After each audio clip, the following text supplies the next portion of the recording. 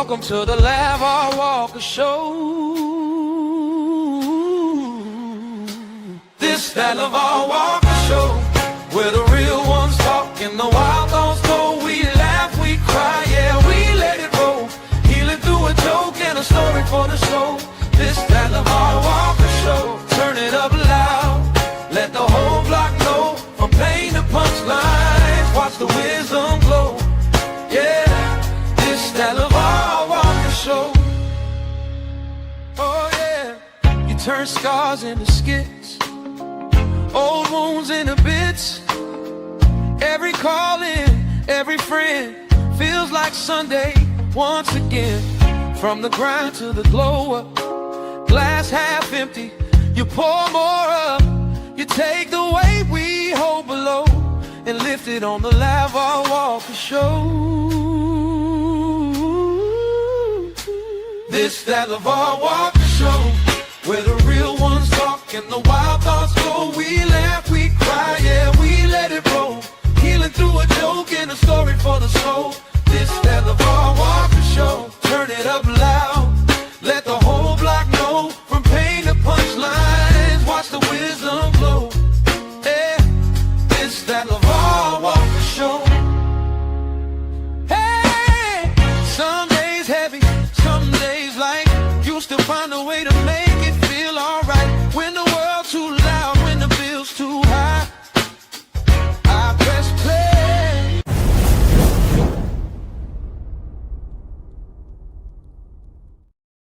Hey, what's Come on, man.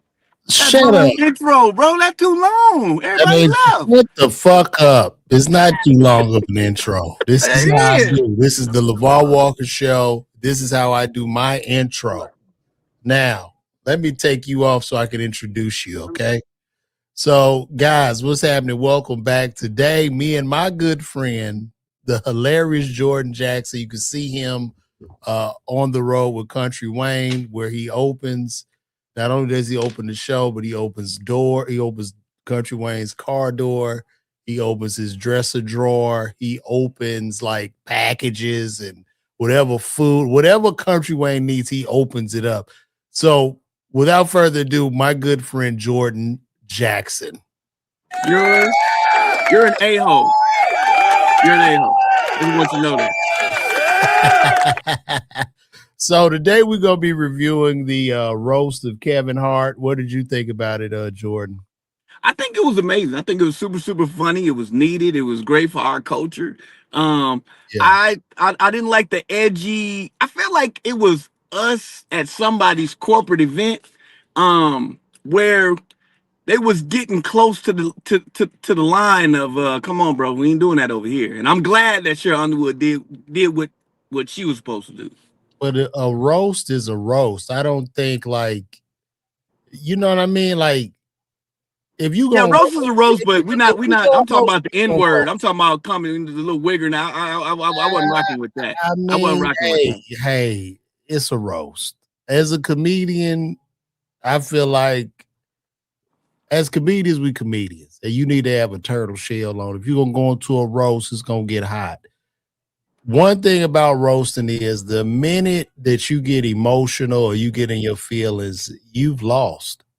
So you have to separate. You have to be witty and cunning enough to whatever they say. I don't care the white boy call you a nigga or whatever during the roast. You have to have the wit and the execution as a comedian to reverse it on them and kill them with what he just said.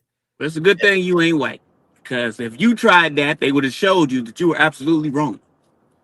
No, I mean, look, I'm sure. I'm just talking from the level of a comedian, of course. Now, everything else it's a roast. Everything else was The Rock going at Nico and all that stuff was funny.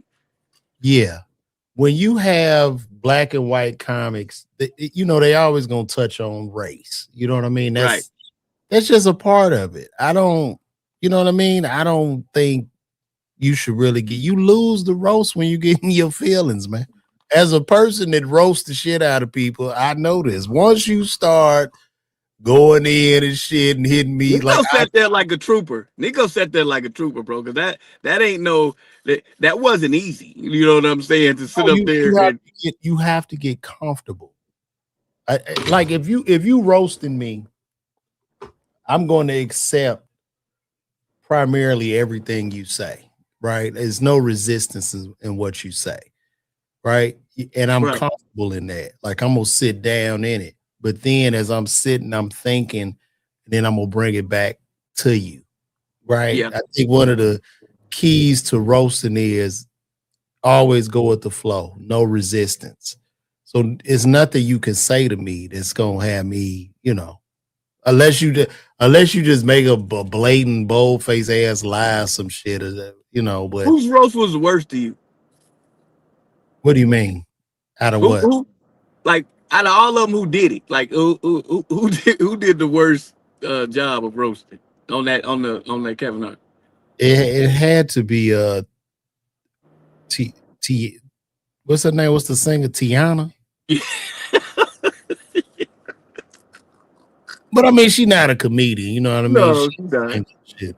But shit, neither is what's her name? But she killed it. God damn. Usher got down, bro. Like that song right there would have killed it uptown, nigga, when the nigga bombs, because these jokes ain't hitting you like that. And look, Naeem did good too. I texted he did way better than I thought he would have did. Not even though he's a writer and everything. It just that was. I hit him up. I said, because I hate to give Naeem a compliment, and I was like, nigga, when you get this funny, okay? Yeah, I don't know.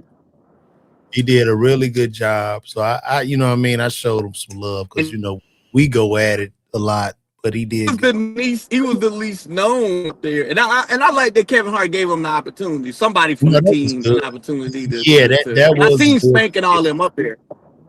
Yeah, but they don't really roast. Spank ain't no roaster. You know what I'm saying? Like they not roast. Nah, Spank don't roast. I don't think none of them niggas roast. It's hard to roast when you got all that money and shit too. So I don't, But let's look at some of this stuff. Yeah, I got some clips that we can review. And make sure I'm on the right.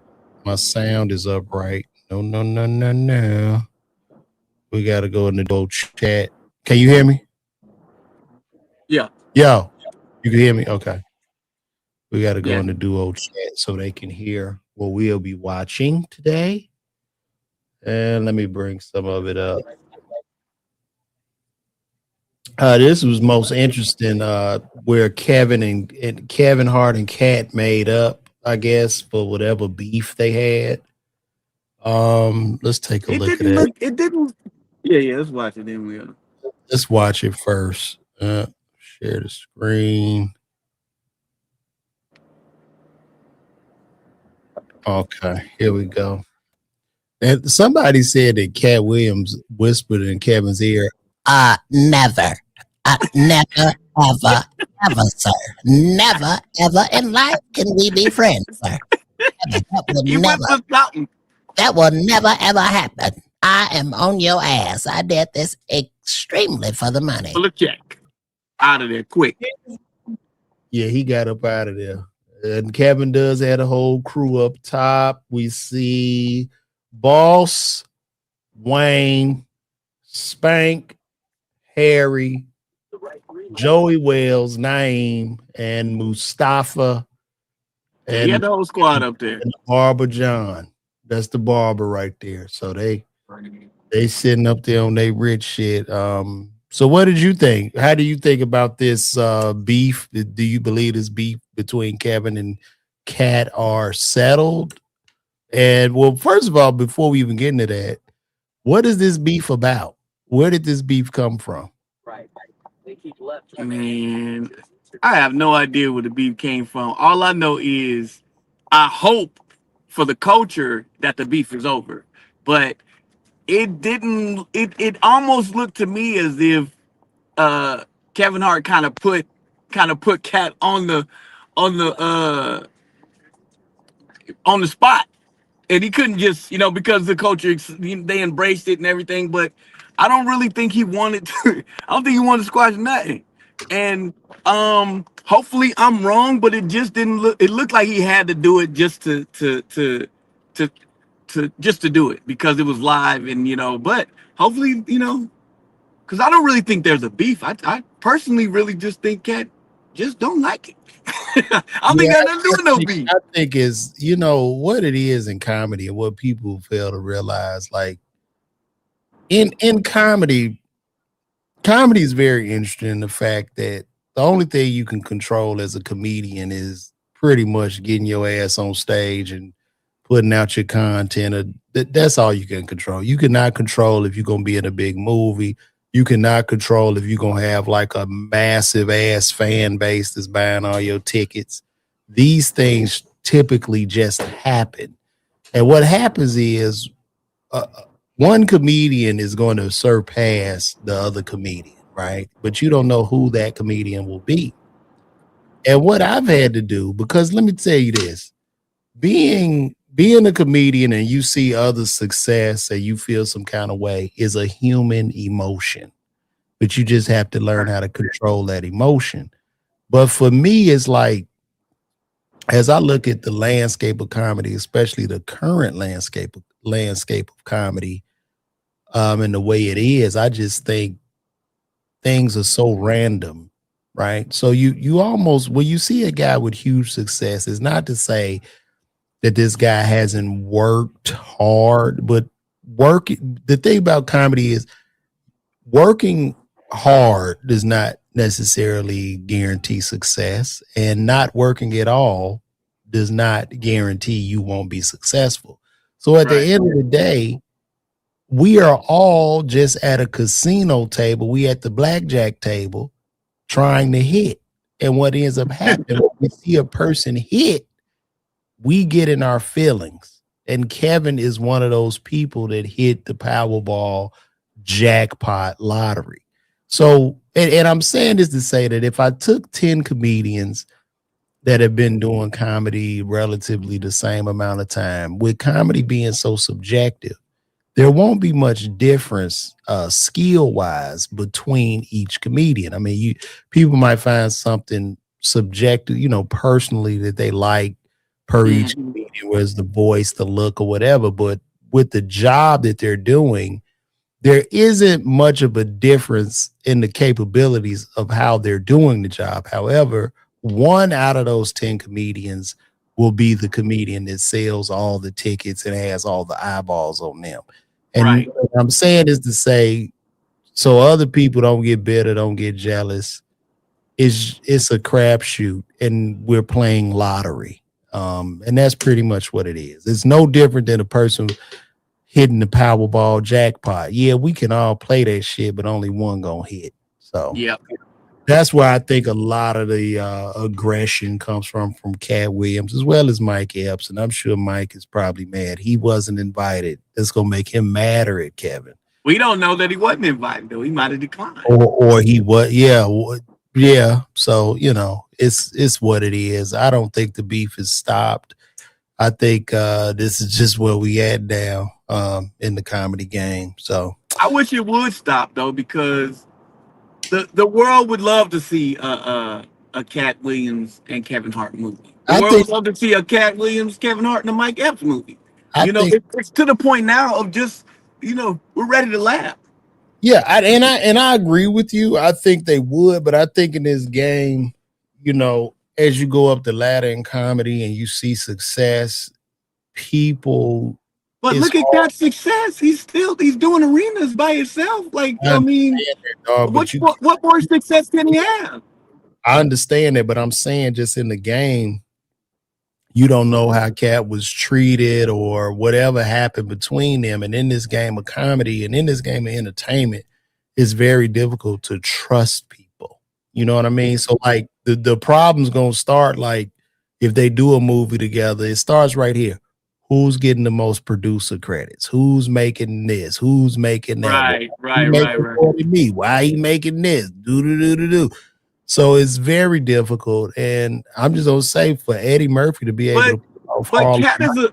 But think about this though, LeVar. Cat is a very smart individual, and I think if they decided to do a movie together, the splits will be a fair split, and they would just do it for the coaches, no different than doing the verses. You know what I'm saying? So I would I love to think see that them they do can come it. to an agreement. I think they could come to an agreement and actually do a great film together. Yeah, And I Kevin would Hart has the green light. He got the green light. He can do whatever he wants to do. well, I would love to see them do it, but it's just it doesn't look like it's happening. I mean, it's we all. I mean, look, man, I'm But about look, to. Kevin Hart has came a long way though, bro. He's from where he was as far as putting he was up the ladder alone, and now every time you look up, he's trying to give opportunities. Um, and I think he's got to the point now is where he can be the comedian, the Tyler Perry comedy, comedian producer that's bringing us some more stuff that's needed. Maybe we can get another life and another Harlem Nights. You know, he has enough power to do it. And even like the post that Wayne did last night, if all the kings come together, there's still the ability uh to make it happen. It's just about putting that ego to the side like everybody did for Eddie. Yeah, I think it's a lot easier said than done, though. I mean, I would love to. I They would did it love. for Eddie. You don't think it can be done again? No, not in this current climate. No. Okay, answer me this question. If there was to be a new version of a Harlem Nights, Mm-hmm. who would your cast be? Who would LeVar Walker's cast be? Uh, shit, I would put Kevin, Cat, Mike. Kevin, Cat, Mike, Drewski. Um, should I throw Wayne in there? I would just throw a lot of people that's relative in the game today. You know what I mean? I even put like How do you think that movie would do?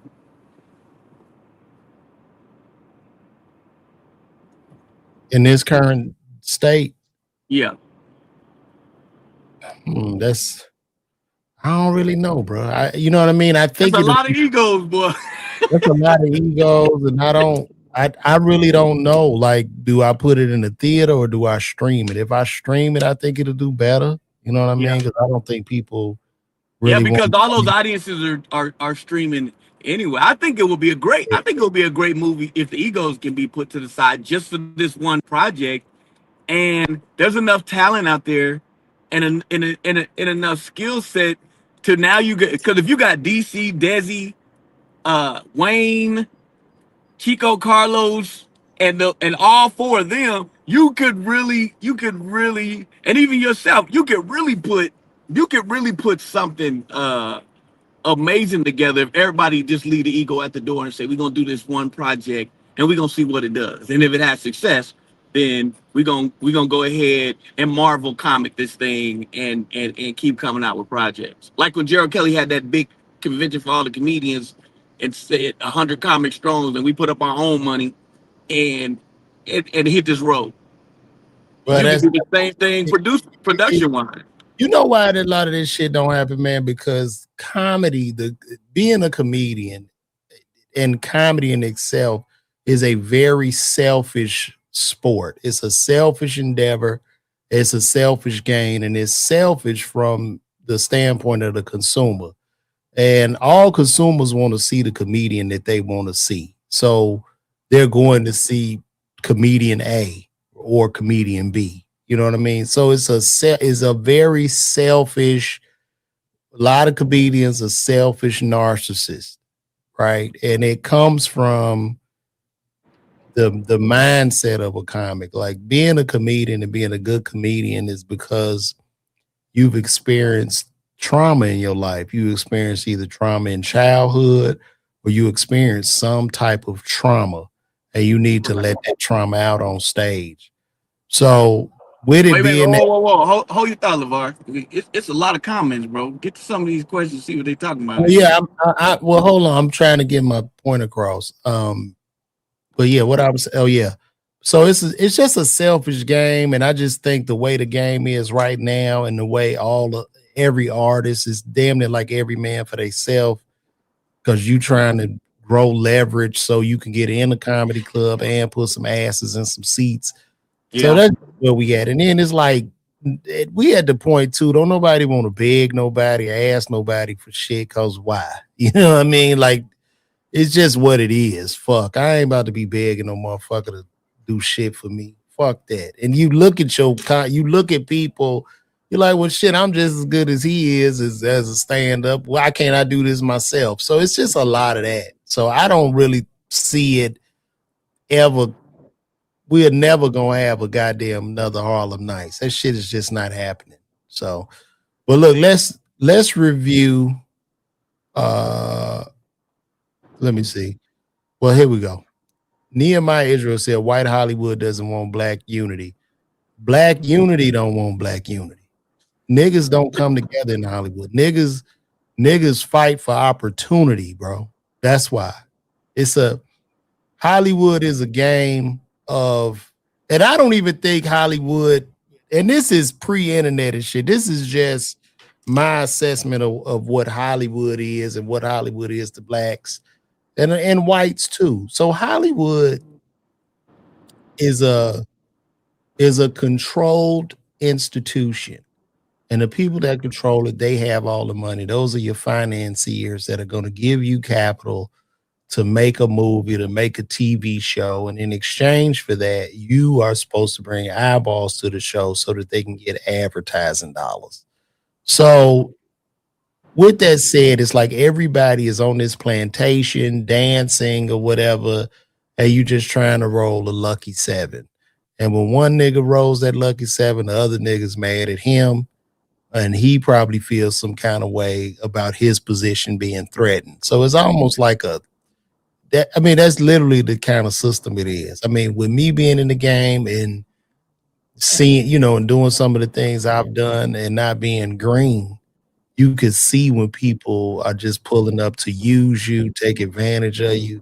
And you just learn. I've just learned through the years, nobody is really your friend in this game. This shit it's a riding game. Nobody's your friend. Nobody gives a fuck. It's about what can you do for me? And that's the bottom line basis of stand-up comedy and pretty much all of entertainment. So, but that's the answer to your question.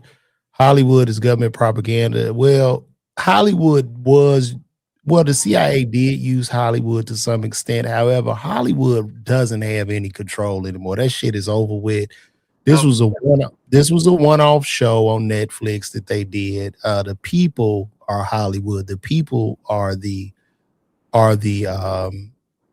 industry now. And whoever you choose is like vote for a president. If I show up with the people, I got millions of fans, I have leverage because I got eyeballs for them to sell shit in front of. So that's where we at. It should be. Yeah, no. Which is how exactly it should be. Exactly. So it's definitely been a meritocracy. It's been democratized. The playing field has been leveled. However, there are those that still hold a big bag of cash, but it's like, fuck them. I'm just going to be at my own table. And that's what I do. Like, I do this podcast to talk to my fans and to tell them like when I got shows and shit, but I view my podcast just as big as a Joe Rogan or anybody else's podcast because this helps me. You know what I mean? So that's just what it is. Yeah, because and I like that thought because those three people that are on here need to hear. Your fan base needs to hear that. And then eventually it'll go from 3 people coming out to the show instead of 7. And then it'll grow from there. We have 44 people watching right now. So. There's not 44 people on here. You're lying. I see the eyeballs. What 44 at? It's 44 people in your house? 38 right now. It's at 38. I don't know what the hell you see, but it's literally at 38 across platform. I don't see no 38 people. The bar you lying.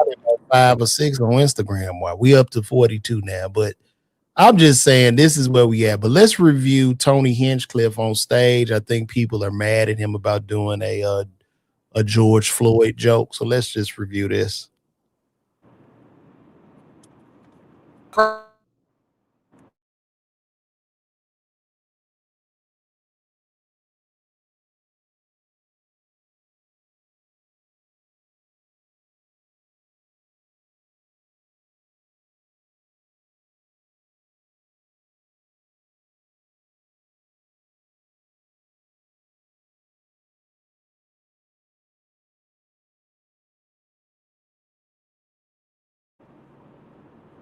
You, Kevin. God bless this room, and God bless the United States of America. Thank you so much. You know, Kevin, they told me not to mention your kids on this roast, but I must say, you did good. They've got. Wait a minute, y'all couldn't hear that? Well, let's play it. You didn't hear it? Something happened. Let's try it again. Can you hear now? How did you feel about that? So he went in on George Floyd. He did a little bit of George Floyd jokes at the end. What do you think? Yeah, I didn't appreciate that. Neither did the room, as you can hear. As you can hear by the comedian part of me is like, you know, clever material, but not needed. You know, but that's his whole thing. He's a racist comic, just like the hosts. You know, that's what they were brought there for. So, but yeah, I didn't appreciate it. What about you? I mean, it's shock, right? I'm not mad at Tony for his selection. You want to get him shocked. You want to get him talking. It's what it is. It's kind of cheap, but you know, it's. But don't you think that's what it was? It was, you know, because Netflix is vamping out these clips left and right. I think this whole thing was nothing but a clip grab. Well, they trying to compete with YouTube, and here's Netflix problem in trying to compete with YouTube. But I hope, like Netflix, I hope you hear this. I hope somebody from Netflix is watching this. You will never. You can't compete with YouTube, Netflix, because you're not an open platform. You want to compete with YouTube, open up your platform and also put view counters on all your shows. Put view counters and analytics and let people see the data. But you're never going to do that. You know why Netflix is not going to do that? Because they don't want to show shareholders all the shit that's not being watched. So they're trying to just spin their way with competing with YouTube, where YouTube is an open platform. YouTube is a place where they're splitting the ad revenue with the creators.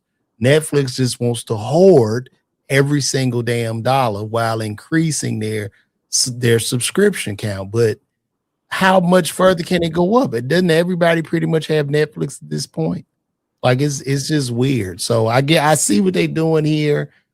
They clipping it up, but I still believe that comedy does not live on Netflix. Comedy lives on YouTube.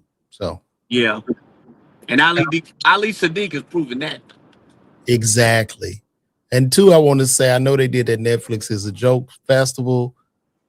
I did see a couple of comedians at this festival who were complaining about not getting Netflix specials. My question is, why go where you're not invited? I don't understand that. People ask me why I wasn't there. I said, shit, I'm not invited. I'm not going to just stand around looking stupid as fuck and trying to take, what I'm going to do, take pics? Hey, look at me with him. That ain't gonna sell. You got any footage of that the comedic breakfast? Because boy, it was some heavy hitters at that bad boy. It might be, but that's not gonna help me sell one extra fucking ticket. No, it won't. But you know, people don't care. The people. I mean, the fraternity is a fraternity. We are a fraternity of comedians. Yeah, and we all, and I'm still in the fraternity. I don't have to be there though if I'm not invited. No, I don't blame you for not going if you're not invited. But it was a great unity of people. And Ryan Davis made an interesting post that I thought was kind of funny, of talking to these young comedians of, if you're not invited to jump in the picture, please don't jump in there, because now everybody's looking like most of them weren't even invited to the fucking festival. Like, I would tell people, and I would tell any comic, man, stay where you are and just work, man. Just do your work. Do your The diligence. work is gonna do all the talking for you. The work gonna do the talking, man. Stay where the fuck you at. Make you some content. Write you some jokes. Put your sets up online. Do commentary videos. That's what's gonna move your needle. Going taking pictures with a bunch of niggas.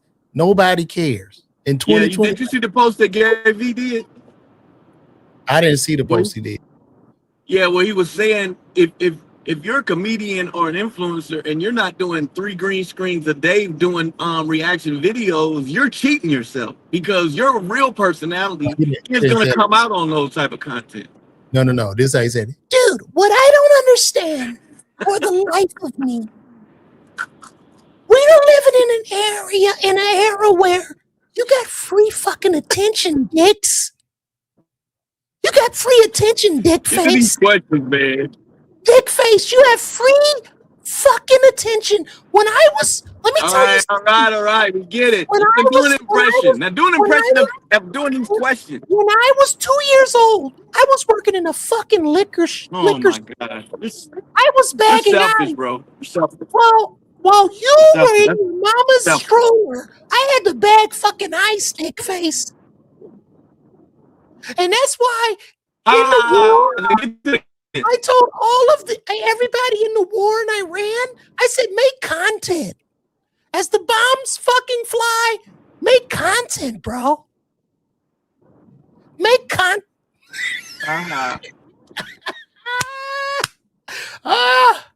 I love that shit. I love got 38 people on there. If you keep ignoring it. No, we up at 44 now, and your signal getting bad, nigga. I'm about to get you off this bitch. I swear. I swear. Do me a favor, nigga. We want to listen to some music anyway. Now, Cheryl Underwood. Let's go. Let's review Cheryl Underwood's roast. I don't know where they found. Y'all killed that. Y'all gonna sell some tickets off of this roast. I pray sell some tickets off this roast. I pray she does. Because I'm gonna tell you. The other lady did. The other lady I'm gonna fuck you. I'm fucking off the Tom Brady joint. It's my pussy. It's my pussy. Oh, them goddamn gums. Let's see. Let's see. I gotta tell Naeem, his face getting big than a motherfucker. That nigga's face big, nigga. Naeem face big. You gonna put his clip up? Woo! Did you see Naeem? Tell Naeem to call me. Look at that face. I mean, it is big, man. God damn. I was proud of Naeem, though. He ripped. He did rip, but that nigga face, that nigga like a tomato. Look at that. Whoa, a friend like you. Nice face big than a motherfucker, man. God. I mean, eating good. He healthy. He healthy. That nigga eating and all his face. That nigga must have some stomach in his cheeks. God damn. Killed him. That was good. That was a good way to use I should sell some tickets for it, though. Yeah, I hope it does, man. I hope our legends can come back and get out here and work on this road and make them some money. And speaking of tickets, guys, I'm going to be at the Arlington Improv. You guys can get those tickets at LeVarWalker.me. You can come out, get those tickets right here. Let me show you guys right there, LeVar Walker. Oh, damn, that's not my website. No, right here at LeVar Walker. That's his MEL. That's LeVarWalker.me. You can go get those tickets. I'm going to be in Arlington, Texas at the Arlington Improv. You can come out. I'll be headlining. Jordan doesn't know about that, but I'm going to be headlining. I won't be opening for anyone. So put your MEL back up there. Put your MEL. My what? Your MEL. That's how you spelled it. EMI.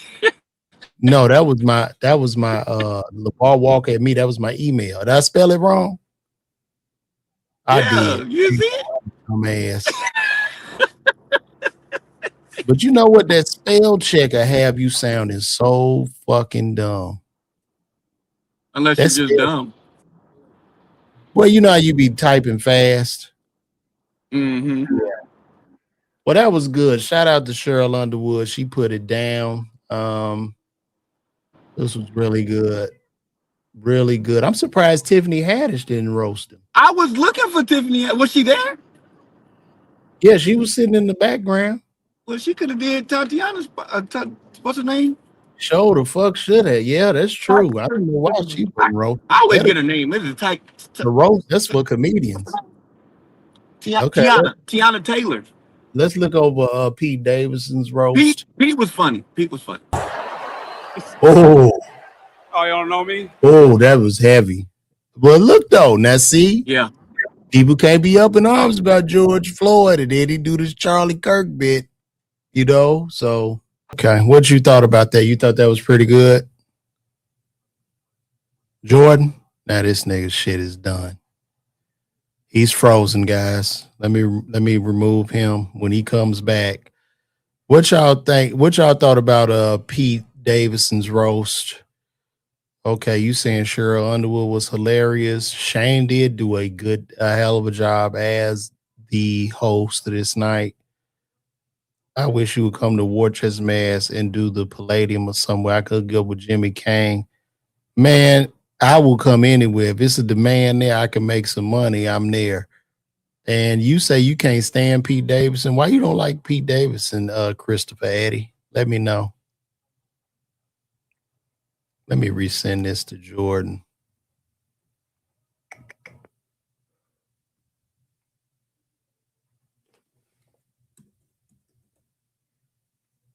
Let me send him another one.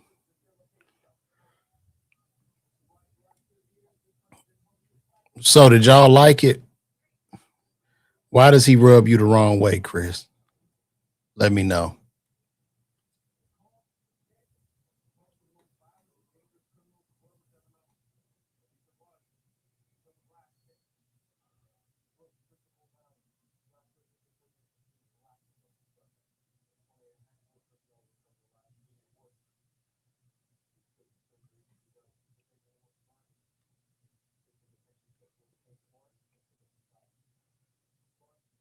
Let me see. This was some comic practicing jokes for the Kevin Hart roast. Let's see.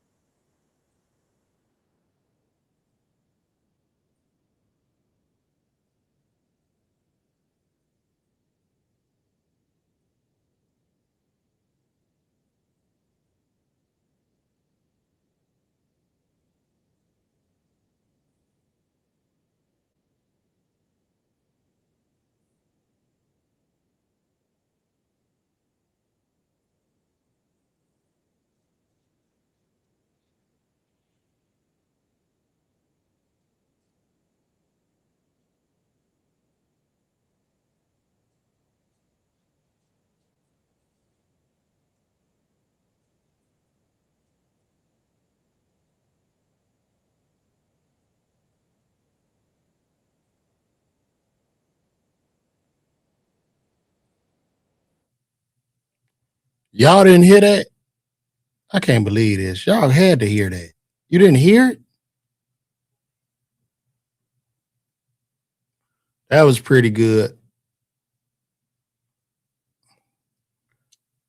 You say you laughed a few times, but Cat got down, man. But Cat was really mean in that shit too.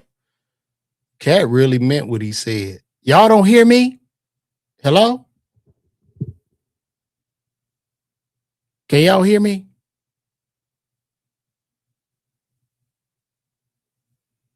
Can y'all hear me now? Hello? Can y'all hear me? Okay. But We hear you, not the clip. Let me see what the hell going on there. Let me see. Tell me if y'all hear this.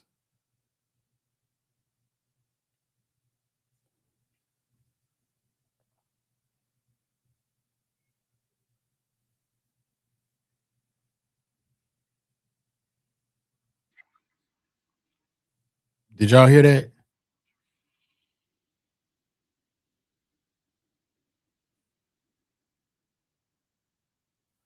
Can y'all hear me now?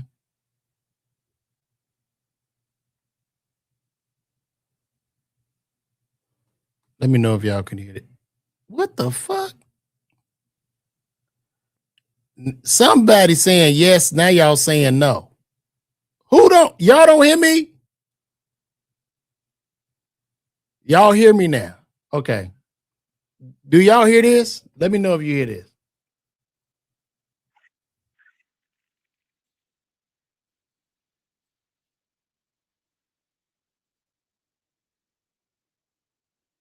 Did y'all just hear the clip? Did y'all hear the clip? Damn. No, we hear it. You didn't. Look, y'all, we going to do a clip test, okay? We testing the clip.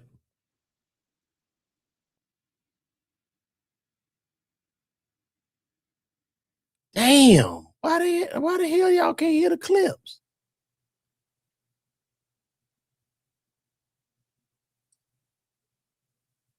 No, we don't hear it. That's weird.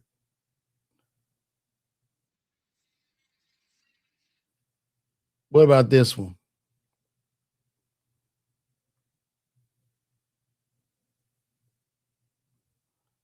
Let's try this clip.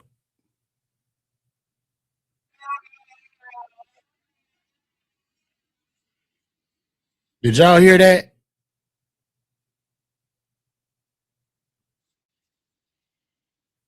Did y'all hear that clip?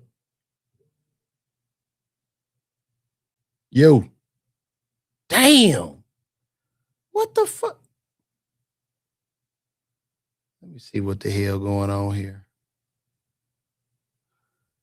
Y'all was hearing the clips early.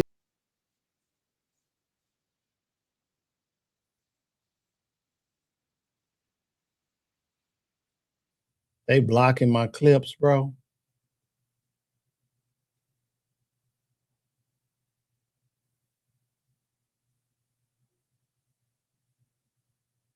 Man, it was all working. Y'all talking about test the equipment. It was all just working.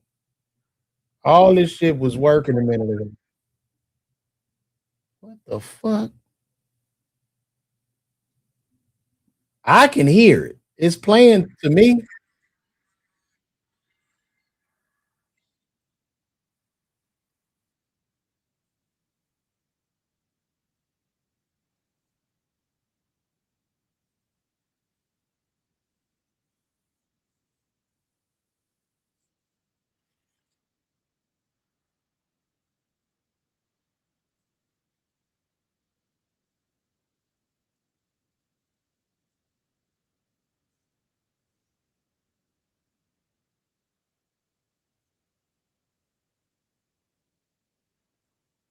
All right. I turned the volume up on the clip. Did y'all didn't hear that at all?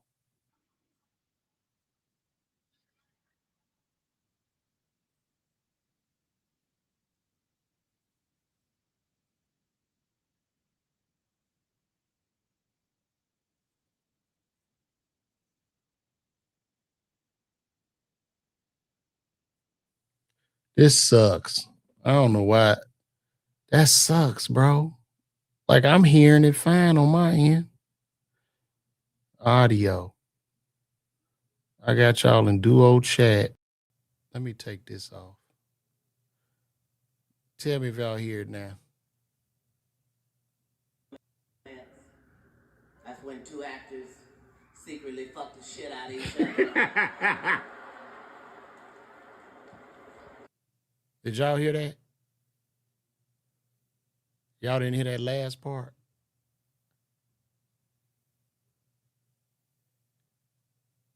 Oh, y'all can hear it now? All right, let's do it again.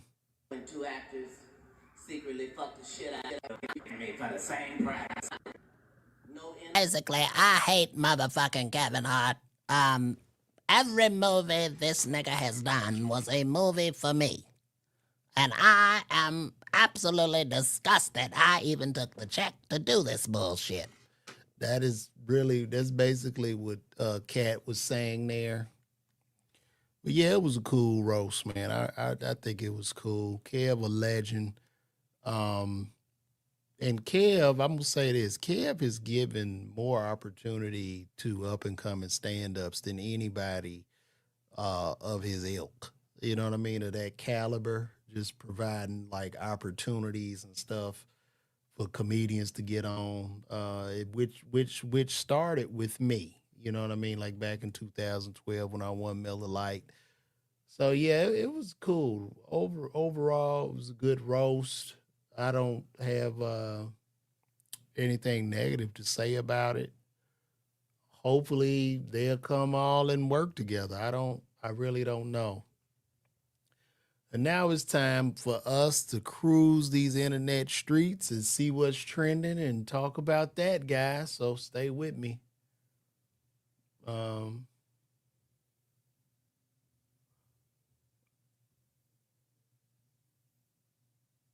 Boosie said that Boosie Bash was a success and that he doesn't have to work for 3 months, which means he has to work. If you got that kind of money, it's no reason to talk about it. Anyway, I'm going to move on.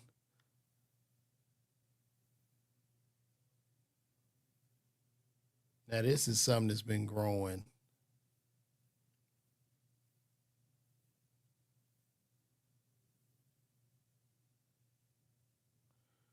This is something that's been growing, guys. They talking about this new hantavirus that's going around. They say hantavirus has showed up in the U.S. I don't really know much about this, but let's check it out.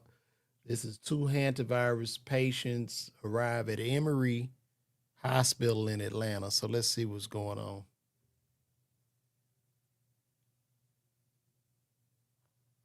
Must not be no sound on this. Yeah, that's just showing them being transported in Emory. If them people need to wear all that shit, why did they even bring them here, bro? Like, don't bring people here. Y'all need to take them to space or some shit. Put them on a spaceship and work on them. Because we don't need another virus, a virus scare. We don't need that right now.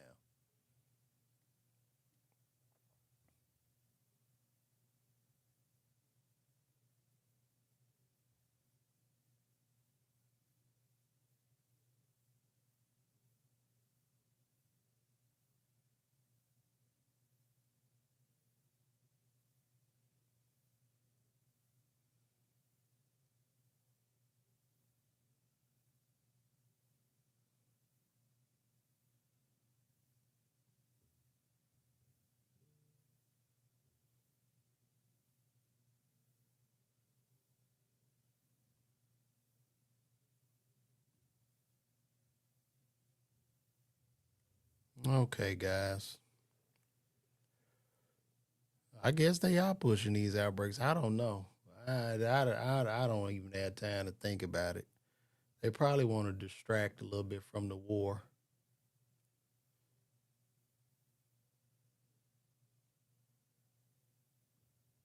This was something interesting. Nick Cannon and DDG went at it at the Wild 'N Out competition.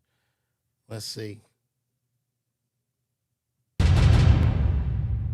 Yeah, with a wild style. Yeah, wild style. Yeah. Nick doing this show just to pay child support, but really you should wild and abort. Whoa! Wow. Is that what you do? Wild and abort? That's horrible. No, he told me to say that. Yeah, I bet you did. He told you wrong. Nigga. You took wrong advice. I'll give you one. Talk about my kids, yeah, that's fine. But at least my baby mama let me see mine. Oh, shit! Oh, you gotta come back. Oh, you gotta come back. You gotta come back. I thought about the these tonight. I thought about them, man. What the?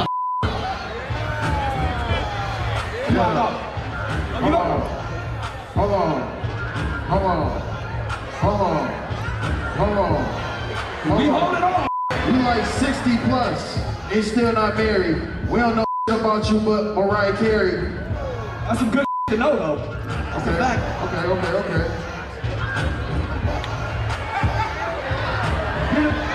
Let him talk. Wait a minute. Not you getting beat by Gigolo. So what the fuck is that supposed to mean? A hating ass echo. Gigolo is a hit. Okay. I can see my kid, but you can't see yours. You got like 20 kids. All your baby mamas is damn! Not all of them. What y'all thought about that? I mean, what y'all think? Was it good? Was it bad? Shout out to Nick. Nick Cannon actually reached out to me, man. He hit me up about being at this thing. Well, shout out to them for the Wild Style battle. They had the motorcycle Michael Blackson on there.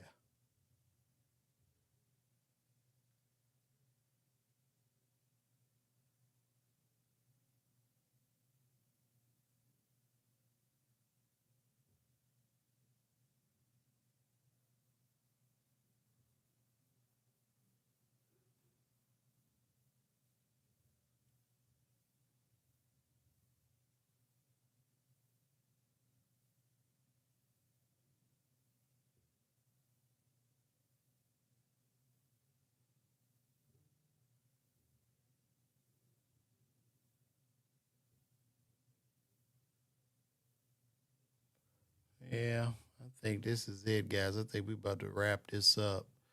We've been on here for 58 minutes.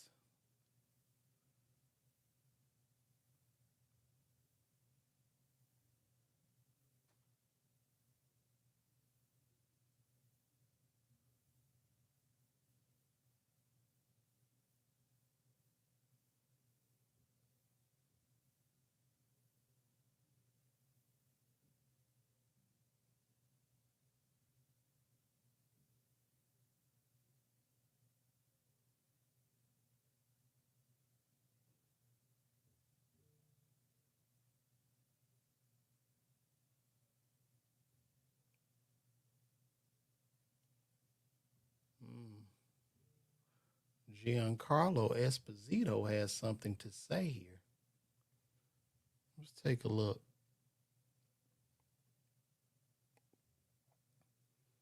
Appreciate the blessing, bro. Let's take a look, see what he got to say.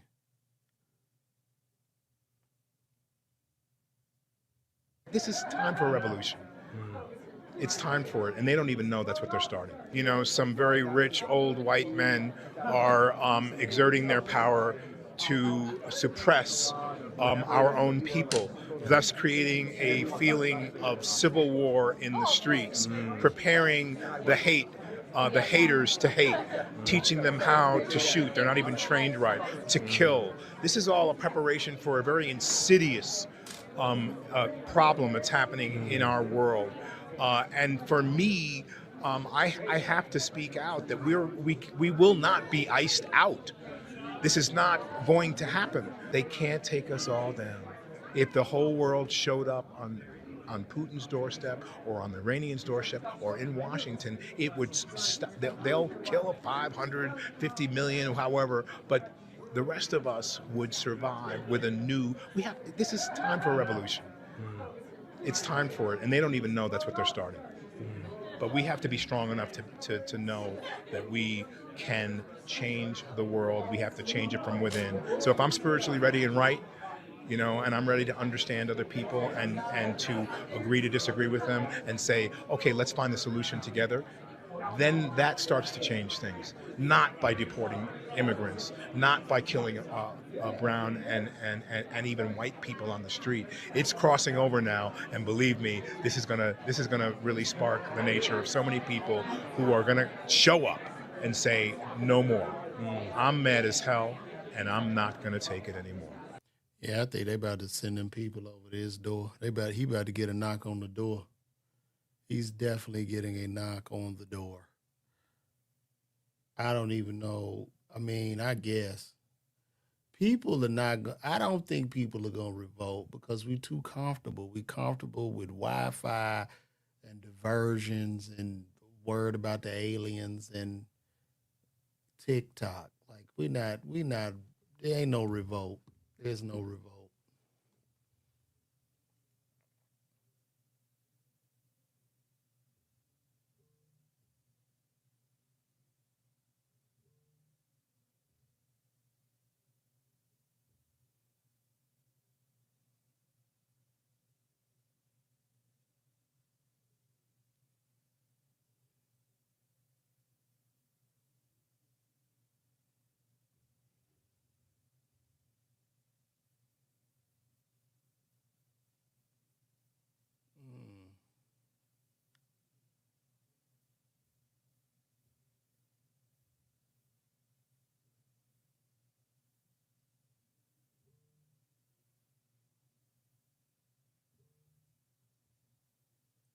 Oh, wow. Okay, guys. I think I'm going to get out of here. Unless y'all want to talk about some more stuff.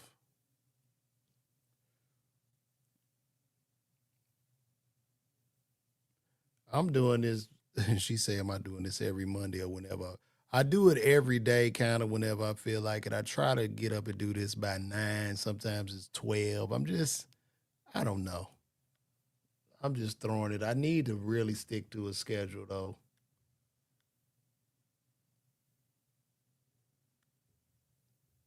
Somebody said nobody said nothing to Tiffany Haddish that whole roast. That is interesting. Why didn't nobody talk to Tiffany Haddish during the roast, man?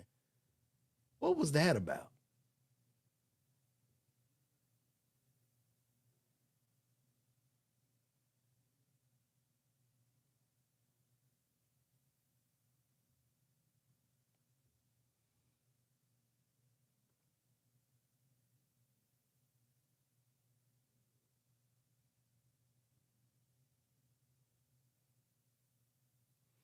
Now, I'm going to keep it going. I appreciate you, Brandon Daniels. Man, this Chud the Builder dude. Have y'all heard about this guy? This Chud the Builder guy? He goes around just inciting, like saying the N-word, trying to get people to fight him and stuff on the street. It's really sad. Let me see.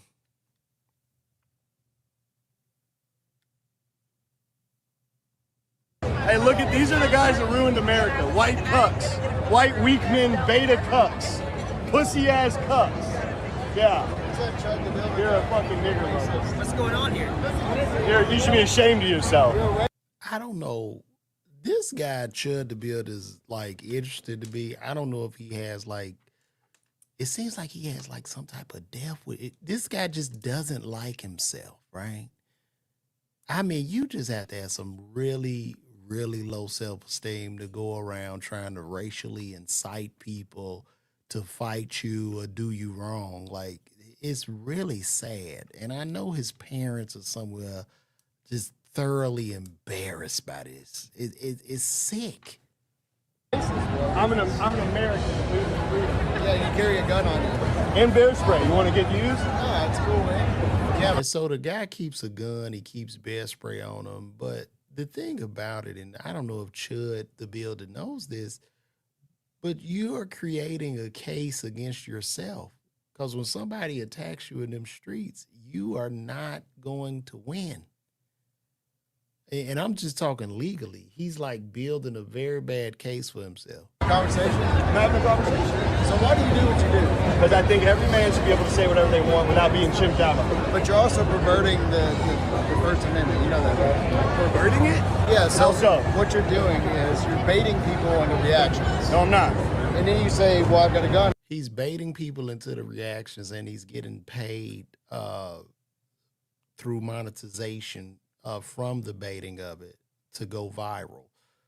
So you know, the probable cause is just right there, bro. Like, once he gets hurt and people do him dirty, whoever gets him is going to walk out of court. I'm telling you. So when people... No, I didn't say that. You said that. No, you did, but you said it before. You got a gun on you. Pepper spray people. Look, man, I don't know what the deal is. You're ruining America, people like you.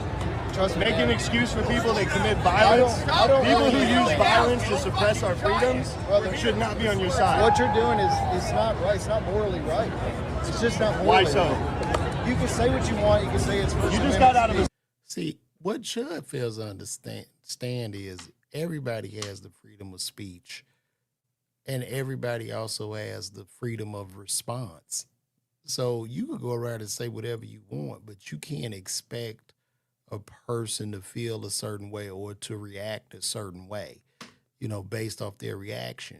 If Chud goes up to a guy, you see a black guy at the bus station or something, and you walk up to him. So your intention is to incite, right there. You're trying to incite violence. You're looking for a viral moment. So you call him the N-word, and then he could haul off and slap you. And you think you have the right at that point to pull a gun out and shoot him. Like, this guy is sadly mistaken. Satanic concert, you're telling me what's moral? Brother, that's not satanic. Nigger, please. You can call me what you want. I'm saying, seriously. And it just seems like to me, if I'm out there, I'm just going to call the police on him. If everybody call the police on him, they're going to come take his ass to jail.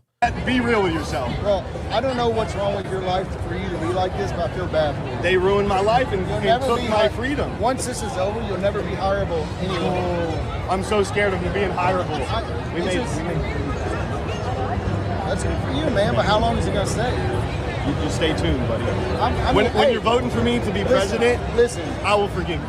I'm not hostile towards you, but I think what you're doing is morally wrong. But I didn't like how you said you know my name, but you won't talk to me. Oh, yeah, I know people you went to high school with. Hell yeah. Yeah. God bless you. I just think you could be better. You could do better. Yeah. Yeah, people are more disappointed in Chud. Like, I don't know, like, what's the issue? I think you can take this a different way. Didn't used to be bigger. You used to be a bigger guy, right? Fat dude. I can help you out. Yeah, Chud was fat and he was like an incel. So I guess what's happening is people get more lonely, and you got these guys in these basements that can't get a date. They just get mad and they go out and they looking for attention, and this is the way they go about it, which is quite troubling. You know what I mean? Like, it's really sad. Why didn't you? That's fine. I can help you out. You want me to get you on a diet? Sure. I was trying to teach this kid. But here's the thing, man. You could have done like inspirational stuff. That's what I'm doing. That's not. Hey, chat. Do you guys think I'm inspirational? And I think if I was confronted by him, that's the best thing to do, is just talk to him just like that, because he looks insane. Like, if you don't react, you're like, "Hey, man, are you okay?" And he go, "Yeah, nigger." And I'm like, interesting. So listen, let's talk about what caused you to reach this point, right? What trauma, what childhood trauma does this young man have? Like, what's going on? Because I'm not, like, it doesn't necessarily make me mad. Looking at Chud the Builder is like watching, you know, back in the day, you would just see crazy people walking down the street talking to themselves, and you just felt sorry for them. Chad, you guys think I'm inspirational? Look, man, hey, that's the love for you. I hope nothing bad happens. You want to walk up and down the street? No. And you'll see how much inspirational I am. No, man, listen. You'll see how inspiring I am for all of these Americans who believe in real freedom. But hey, like Walker said, will you walk in the trenches? Nigger, I've been to the trenches. No, I go to the trenches, I give them... If we both grew up here, you haven't been to the trenches. Have you been to Napier Park? You haven't been to the trenches. You know where Napier Park is? Man, you won't do it. I've been there. I hope you be careful. Have you not seen my videos? I hope one day you turn this Why do you around. say the same shit all the commenters do? Bet you won't go here. Bet you won't go there. I'm not a commenter about Beta anything. white cuck. These are the guys that ruined America, and men like me are bringing it back. It's good for you, man. Yeah. Go over there, short You're guy. not breaking it. Go over there, little dude. We're not bringing bringing America back. That's why you know who I am, and I don't know who the fuck you are. You see how You're aggressive? unforgiving. Yeah, I'm aggressive. Yeah. I hate That's guys like you're you. miserable. Right. You don't even know me. I hate beta white cucks that make excuses for violent Well, I'm animals. happily married. You're not. I guarantee you she's getting fucked by a nigger behind. Oh God, he is just. It's just sickening. It's really sad, but he's going to meet his match. What'll end up happening to Chud the Builder? Chud the Builder, and I'm not calling any violence against this guy. Let him just go talk and dwell in his misery. But what'll end up happening to Chud is he's gonna meet somebody, some brother that's suffering from a mental condition or something, and he's going it's gonna be bad. Like, I don't know what point this guy's trying to prove, but it's really quite sad. It's really sad.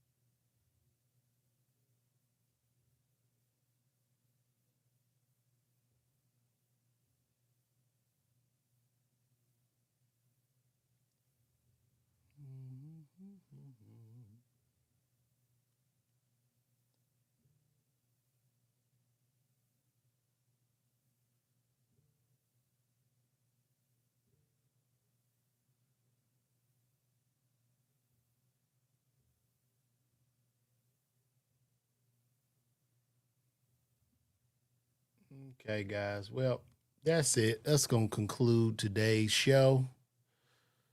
Oh, what do I think about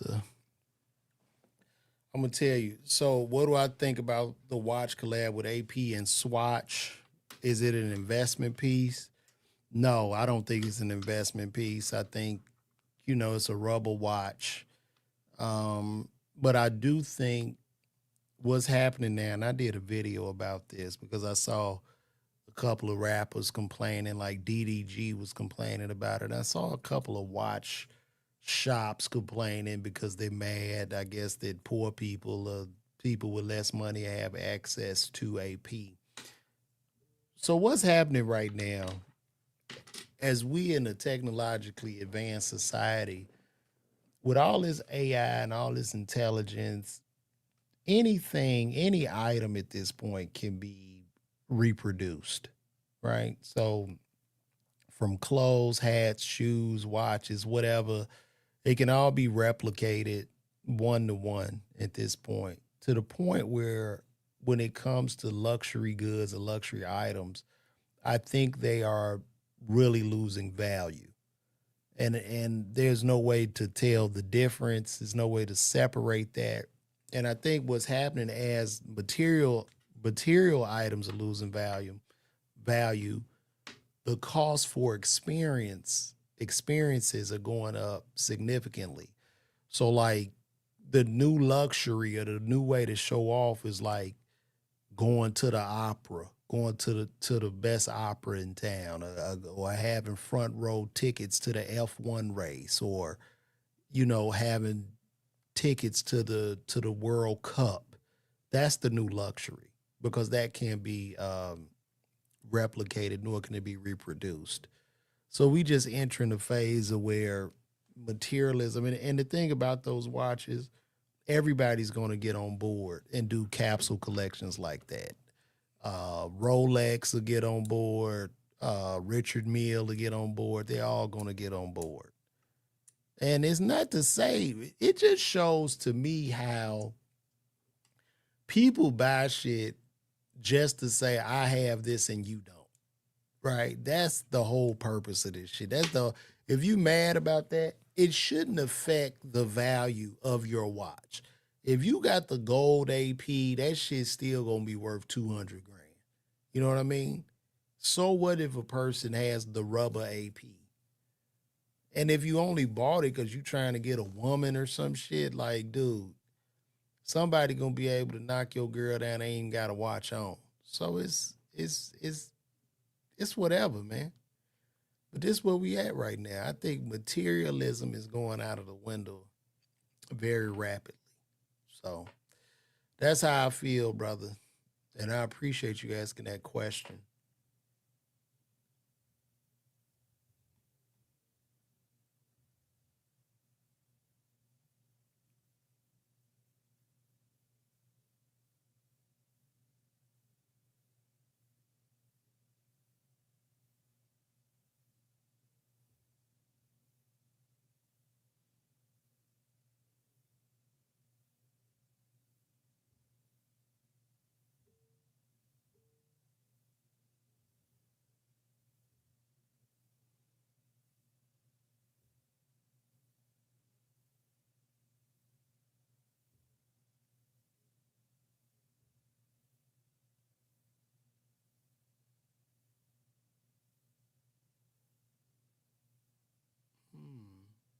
That's interesting.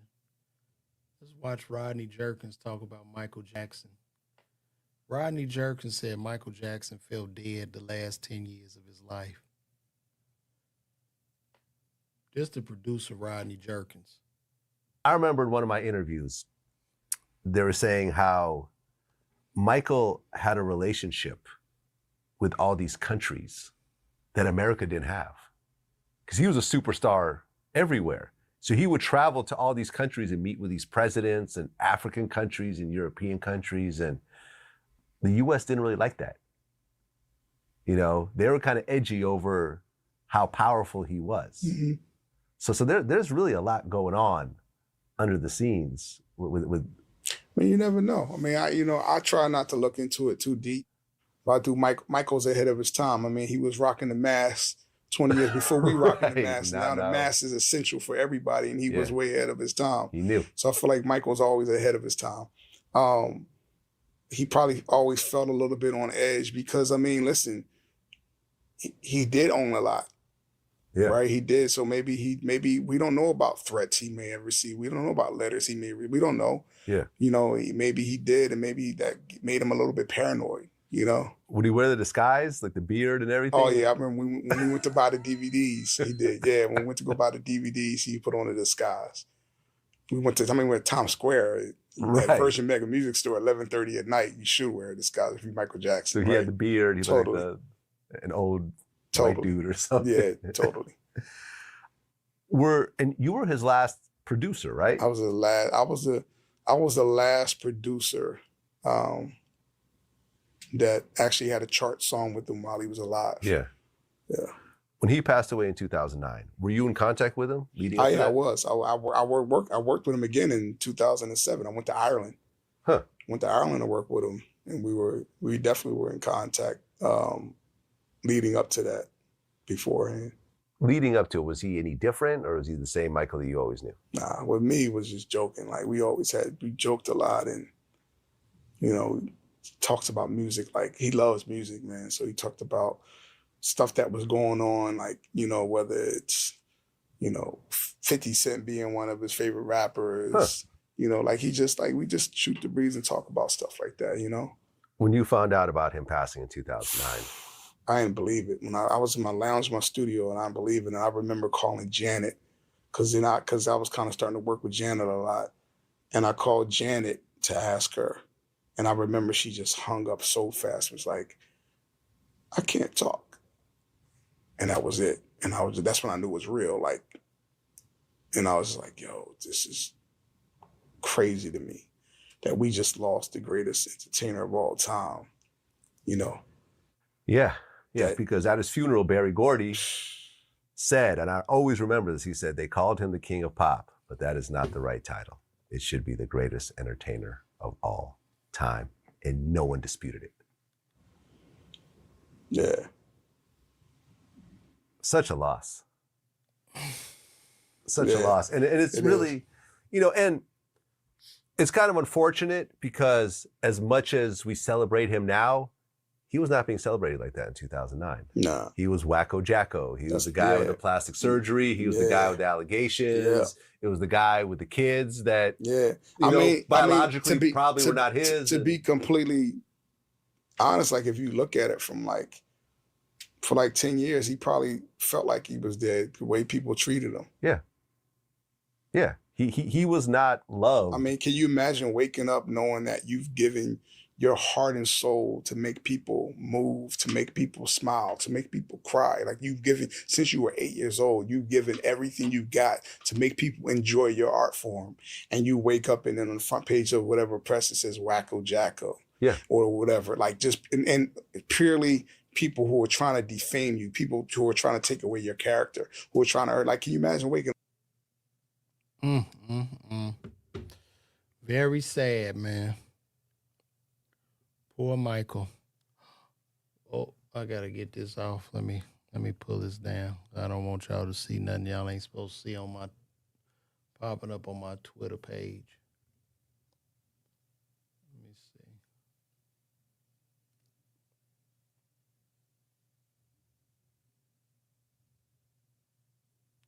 So what's going on in the Strait of Hormuz, man? Has it opened? Let's see what's going on.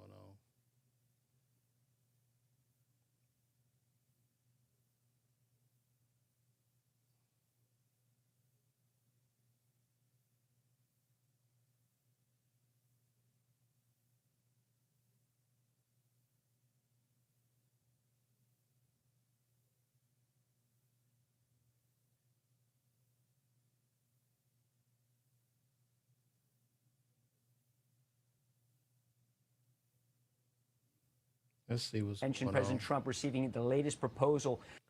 I wish they had opened this shit up so we can get back to rocking and rolling. For the fourth time over the past week, this time Iran launching 2 drones.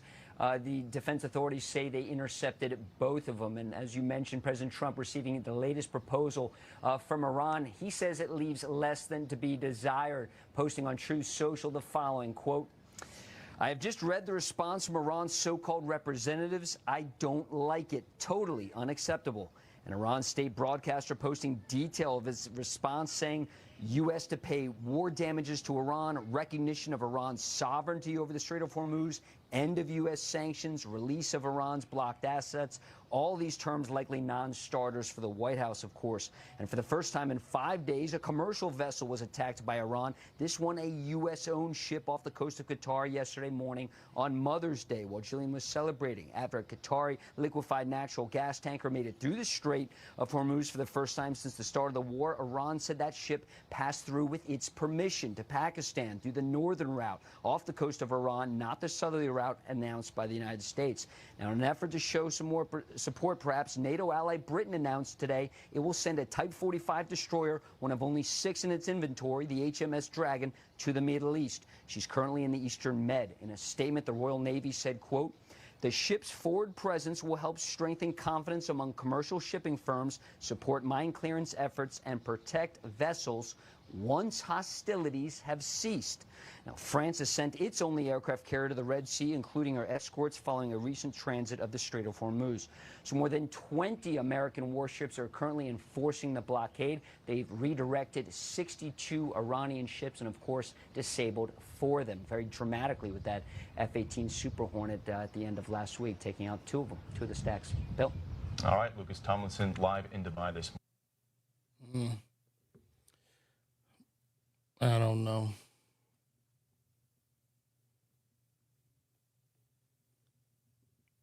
So the strait is still closed. Shit ain't gonna never open up. For the 4th time over.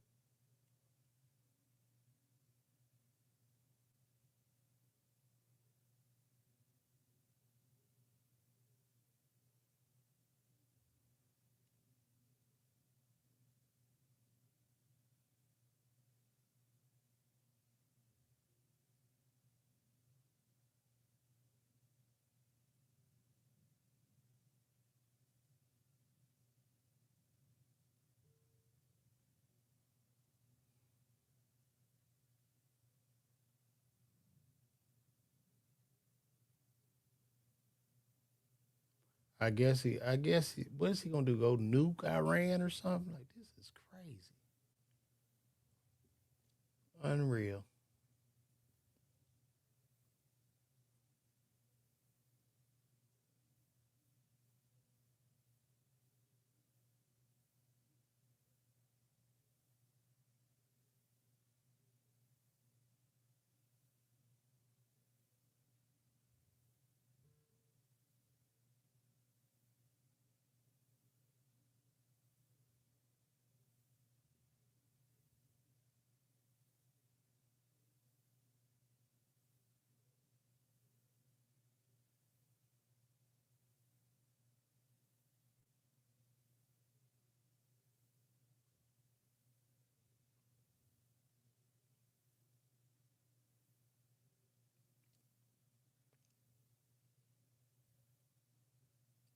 All right. I'm getting out of here, guys. This is a wrap. I appreciate y'all tuning in. But we about to go on and wrap this up. And see me live, man. I'll be in Arlington, Texas at the Arlington Improv, May 22nd to the 24th. Talk to you soon.